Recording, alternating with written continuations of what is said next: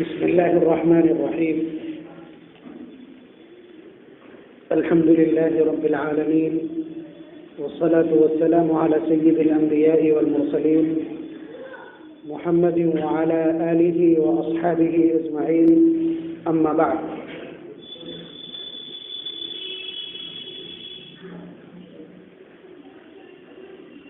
أعوذ بالله من الشيطان الرجيم. بسم الله الرحمن الرحيم. إن هذه أمتكم أمة واحدة وأنا ربكم فاعبدون. وقال النبي صلى الله عليه وسلم: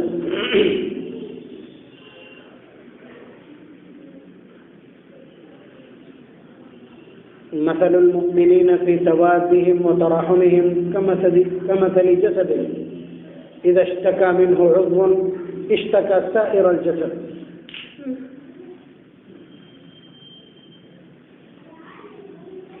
وقال عليه الصلاة والسلام: المؤمن للمؤمن كالبنيان يشد بعضه بعضا، أو كما قال صلى الله عليه وسلم.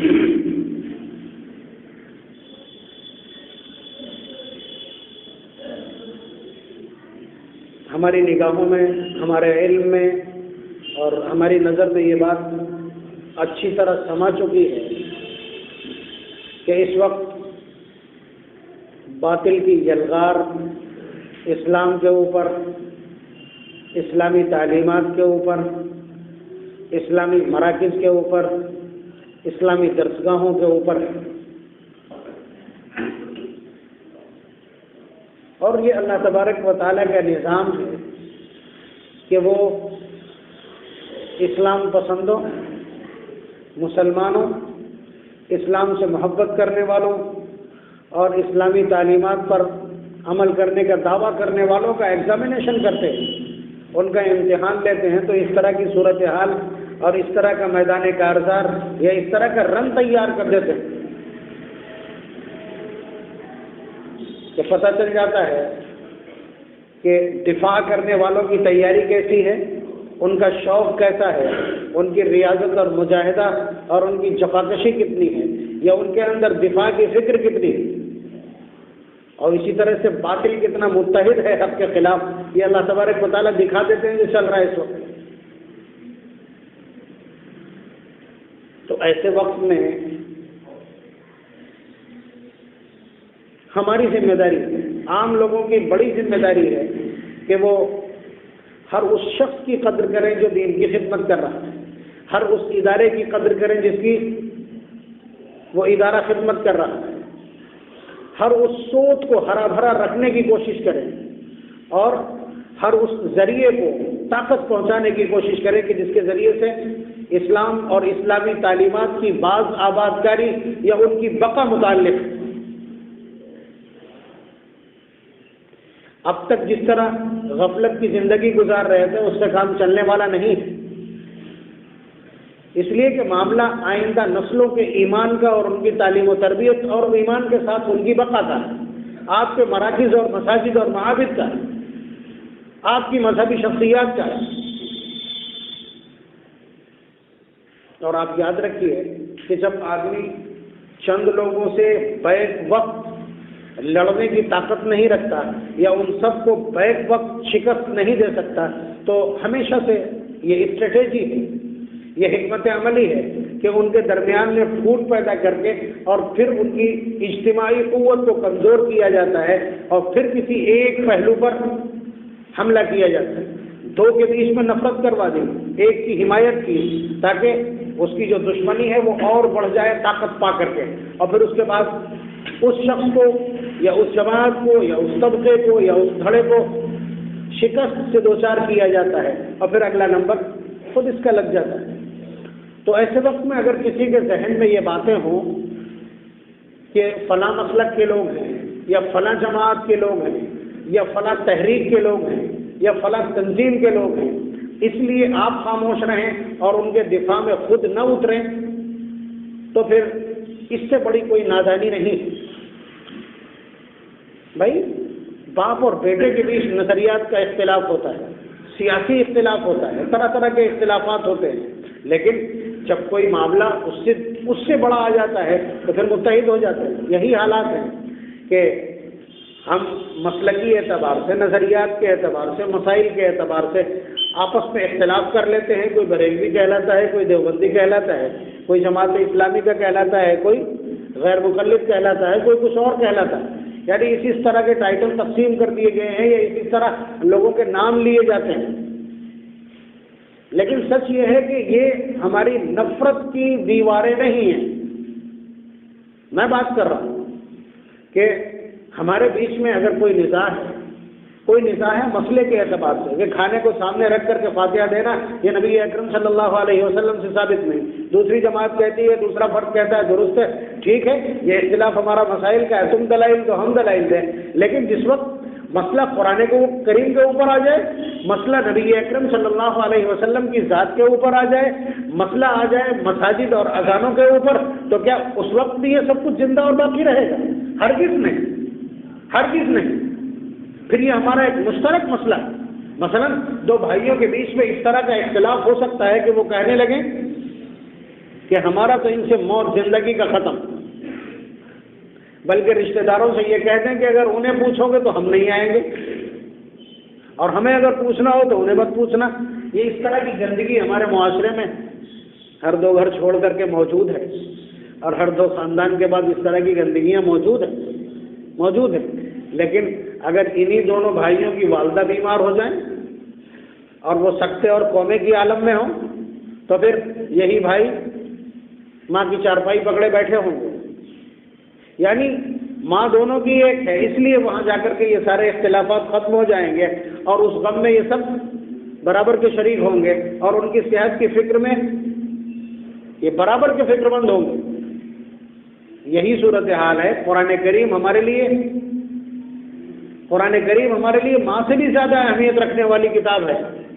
شریعت ہمارے لیے ایک ایسا دھاگا ہے جو ہم سب کو متحد کرتی ہے۔ نبی اکرم صلی اللہ علیہ وسلم کی ذات ایک مرکزی نقطہ ہے، ایک بیسک پوائنٹ ہے کہ جہاں پر ہم آ کر کے متحد ہو جاتے ہیں۔ تو جب ان چیزوں کے اوپر آنچ آئے گی تو پھر ہمارے یہ چھوٹے چھوٹے اختلافات اور یہ ہمارے نزاع نہیں دکھیں گے، اور جس کے ذہن میں ایسی حرکتیں ہوں وہ دور کر لے ان کو۔ اس طرح کی حرکتیں ہوں تو وہ دور کر لے۔ نبی اکرم صلی اللہ علیہ وسلم کبھی جب استعارات پیش کرتے ہیں تو وہ اتنے بلیغ ہوتے ہیں کہ آپ اندازہ نہیں کر سکتے۔ مثال کے طور پر حضور نے جب اس امت کے اتحاد، اس کا انٹیگریشن، اس کی یونٹی اور اس کی ایکتا کو بیان کیا تو اس کے لیے تمثیل دیکھیے کتنی زبردست استعمال کی ہے، ایگزامپل کتنا زبردست ہے۔ فرمایا مثل المؤمنین فی توادہم وتراحمہم کمثل جسد، کہ یہ جو پوری امت ہے، اس امت کے لوگ آپس میں کتنے مربوط ہیں، کتنے جڑے ہوئے ہیں، اور کتنا بندھے ہوئے ہیں، اور کتنا ایک دوسرے سے محبت کرتے ہیں، اس کی مثال ایک جسم کے مانند ہے۔ یہ جو ہمارا جسم ہے اس کے مختلف پارٹس ہیں، مختلف اعضاء۔ پیروں کا کام چلنا ہے، وہ دماغ کا کام نہیں کر سکتے۔ ہاتھ کا کام پکڑنا ہے، سنبھالنا ہے، یہ آنکھ کا کام نہیں کر سکتا۔ زبان کا کام گفتگو کرنا، آوازیں نکالنا، تعبیرات پیش کرنا ہے، یہ دانتوں کا کام نہیں کر سکتی، یا یہ ناک کا کام نہیں کر سکتی۔ سب الگ الگ ہیں، سب کے الگ الگ کرائٹیریاز ہیں، سب کے الگ الگ کام ہیں، ذمہ داریاں ہیں، لیکن ان کے بیچ میں جو اتحاد ہے وہ اتحاد آپ دیکھتے ہیں کہ اگر گھٹنے میں رگڑ لگے گی، آنسو کہاں سے آئیں گے؟ آنکھوں سے۔ آواز کہاں سے نکلے گی؟ منہ سے اور حلق سے۔ اور پورا جسم اس درد میں اس کے ساتھ ہوگا۔ آنکھ یہ نہیں کہہ سکتی درد تو گھٹنے میں ہے، مجھے کیوں جاگنا ہے۔ قدم یہ نہیں کہہ سکتے کہ میں ہاسپٹل نہیں جاؤں گا، نہیں لے کے جاؤں گا اس لیے کہ گھٹنے سے میرا کیا لینا دینا۔ بات آپ سمجھ رہے ہیں کہ چوٹ گھٹنے کو لگی ہے، آنکھ یہ کہہ کر کے رونے سے انکار نہیں کر دے گی۔ یہ نبی اکرم صلی اللہ علیہ وسلم کا استعارہ ہے کہ اگر ذاتی طور پر انفرادی زندگی میں کسی ایک شخص کو تکلیف ہے تو دوسرے کو بھی محسوس ہونا چاہیے، اور بحیثیت قوم اور ملت کے، بحیثیت ایز اے نیشن اگر کسی کو کوئی تکلیف ہے، کسی یلغار کا سامنا ہے اور دشمن سے مہاجرائی کا سامنا ہے، تب تو پھر پوری کی پوری امت اس کے پیچھے کھڑی۔ یہ بتلانا چاہتے ہیں نبی اکرم صلی اللہ علیہ وسلم، اور اس ساتھ ساتھ اس استعارے کے ذیل میں یہ بھی بتلانا چاہتے ہیں کہ اگر کسی ایک حصے کو نقصان پہنچا ہے، کسی ایک دھڑے کو نقصان پہنچا ہے، کسی ایک جماعت کو نقصان پہنچا ہے، تو دوسرے لوگ برابر کی تکلیف محسوس کریں اور برابر شریک رہیں۔ اب اس تناظر میں مسئلے کو سمجھیے کہ باطل کو یہ خوف اور اندیشہ ہے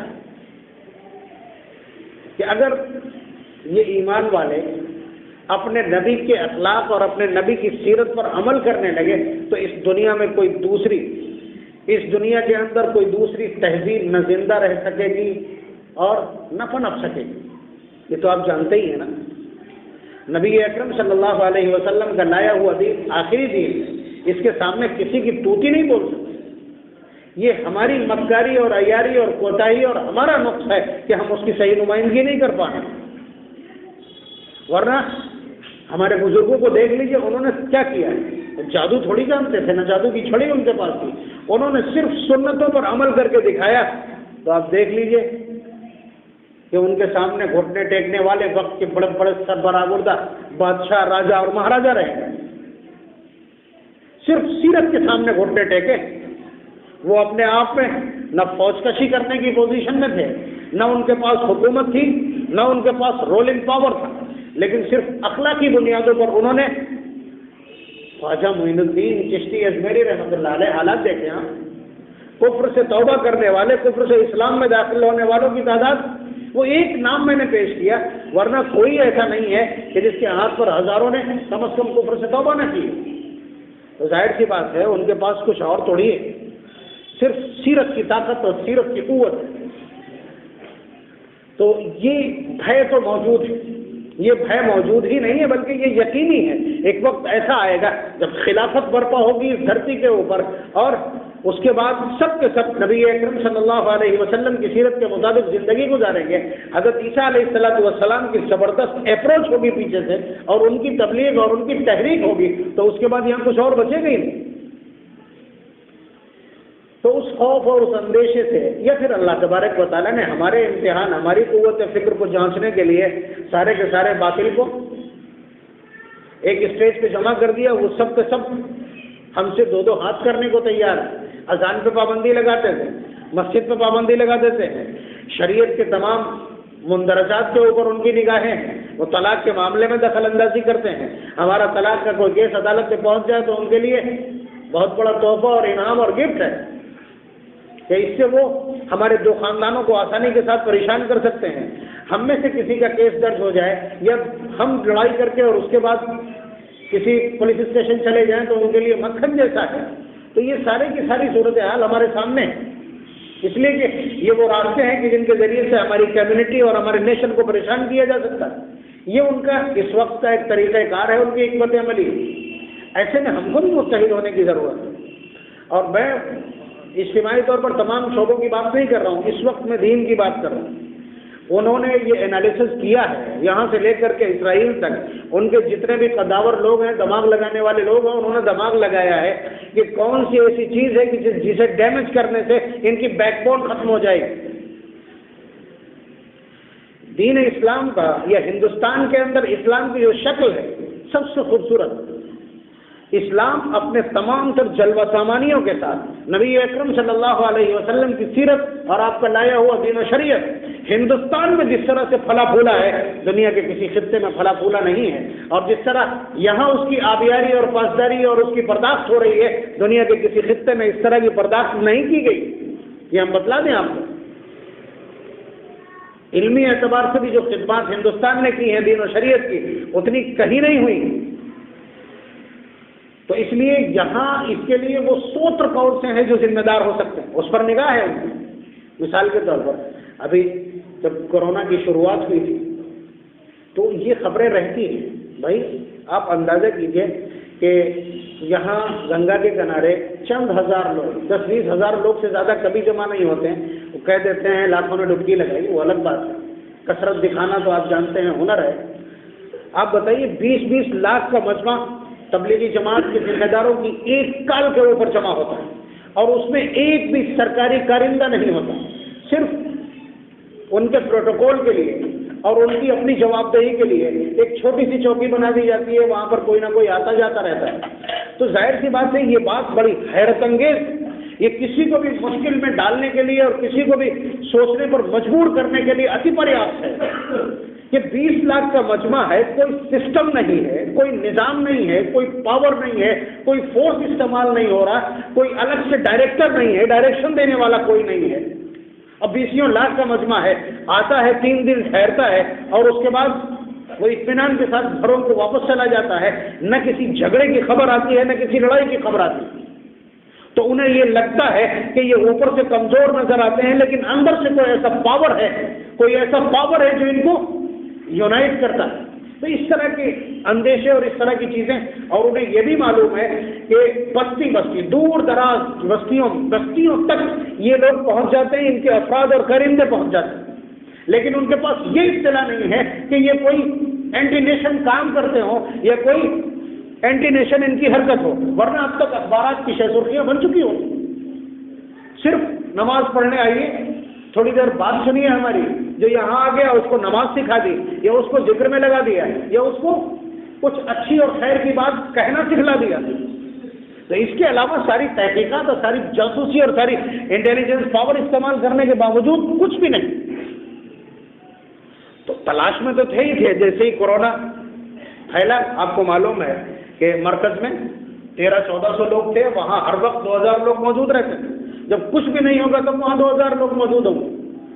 بھائی پوری دنیا میں ایک مرکزی حیثیت ہے، اس پورے نظام کا سنچالن وہاں سے ہوتا ہے۔ تو اب جبکہ ساری دستاویزات موجود ہیں، انہوں نے جا کر کے کہا جب اعلان ہو گیا کہ اتنے لوگ ہمارے پاس ہیں، ان کے جانے کا انتظام کیجیے، ورنہ جس طرح سے میڈیا نے ٹرائل شروع کیا تھا کارروائی ہو جانا چاہیے تھی، کیا ہوا؟ کیا بگاڑا؟ بھائی قانون کے ہاتھوں تو وہ بھی مجبور ہیں، بے شک وہ دھول جھونک رہے ہیں انصاف کے نام پر، ان کی بڑی بڑی عدالتیں اس وقت ظلم پر آمادہ ہیں، لیکن اس کے باوجود کچھ بھی نہیں ملا ہے۔ تو کہنے کا حاصل یہ ہے، انہیں یہ معلوم تھا کہ یہ ایک بڑا بازو ہندوستان کے اندر دین اور دینیات کی بقا کے لیے، یا کم از کم عمل کی طاقت کو زندہ رکھنے کے لیے، یا لوگوں کو مسجد تک لانے کے لیے، یا ان کے چہروں پر ٹوپی اور ان کے چہروں پر داڑھی سجانے کے لیے اس جماعت کا بھی بڑا کردار۔ تو اس کی ٹو میں وہ تھے تو ایک تماشا مل گیا ان کو، تو اس پر ٹرائل شروع کر دیا۔ تو ہمیں اس بات کا بھی افسوس ہے کہ تماشا ہوا، بہت بڑا تماشا ہوا، ذمہ دار کے خلاف ابھدر بھاشا کا، غیر مہذب زبان کا استعمال کیا گیا، وہ سب کچھ۔ تو اب ایسے وقت میں جب ہمارے اس بڑے ادارے دین کی اس خدمت کرنے والے کو ڈیمیج کرنے یا اس کو نشانہ بنانے کی کوشش کی گئی، آپ نے اس کی بھرپائی کی کیا کوشش کی ہے، اس کا جواب درکار ہے۔ پیچھے جو تمہید میں نے آپ کی خدمت میں عرض کی ہے، اس سلسلے میں آپ کا اپنا اوپینین کیا ہے یا آپ کی اپنی اپروچ کیا ہے؟ کسی ایک شخص کو آپ نے صفائی دی؟